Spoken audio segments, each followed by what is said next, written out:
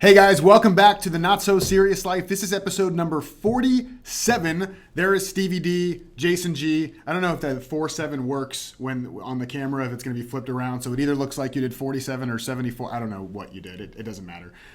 Steve, how you doing, man?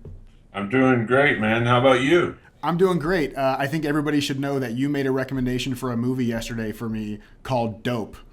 Yep. And I hadn't seen it, and I still haven't seen it, but I'm going to rent it.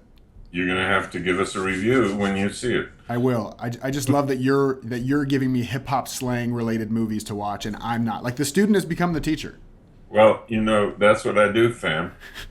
I love that, Steve. I also love your shirt. Your shirt says "extravagant promises" with a question mark, and we were chatting about this. And Yeah. we talk about the not so serious life. Like we say, hey, having a not so serious approach to your life can improve your relationships and your happiness and your performance and your prosperity. And are those extravagant promises to people? We think not. I love that. I need to get that shirt and just walk around with it. Actually, I hate to break it to you, but this shirt does not really come from the Not So Serious Life. It refers to a different group of people altogether, but I'm happy that you're able to take anything in the world and make it be about you. I love that. It's the one skill I have is Yeah, creativity and selfishness. yeah. Good. You ready to get into our question for the day? Let's go. All right, cool. So the question today comes from Rhonda. And so we should be singing "Help Me, Rhonda, help me, Rhonda." Yeah. Although it's the Help opposite. the question. Help the show. Help the show. Exactly. Yes. Help the show. And so Rhonda asks, if everything is a story, is there ever any truth? And there's backstory. She says, I'm intrigued by the idea of story, as in it's a story I tell myself, or that's just a story you believe. And the question I have is, when is it ever the truth and not a story? So the question is, if everything is a story, is there ever any truth? Well, it's a very valuable exercise to do, whether you're coaching someone or coaching yourself, working with yourself, to ask yourself, do I really need this person's approval, or is that just a story I tell myself that I need approval to be happy? Is that really true? Yeah. And so the truth, Rhonda, is what you discover when you question your stories. Stories aren't wrong. We all have thousands of stories.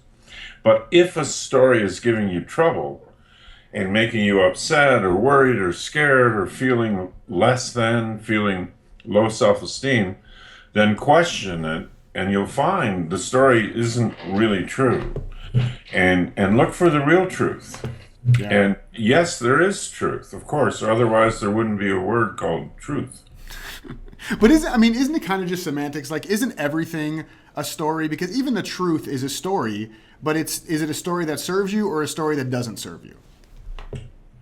Well, yes, we could say it that way. Sure. It's semantics, right? Like, why does it matter? Who cares what we call it? What does it mean when you say it's semantics? That it's, to me, when people say this is only semantics, well, what else do we have?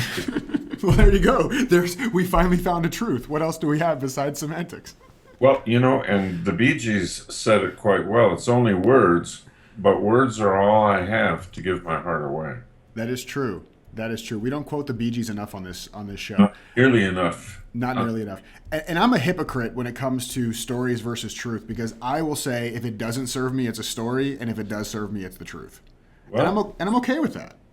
that's not a bad guideline. Yeah, yeah. Because Einstein said the only question we really need to answer is whether the universe is friendly and kind. And if the answer is yes, then the story serving you would be useful, as you could use that as the truth. Yeah. In a kind universe, everything would serve you. And if something's not serving you, then find out that story isn't true.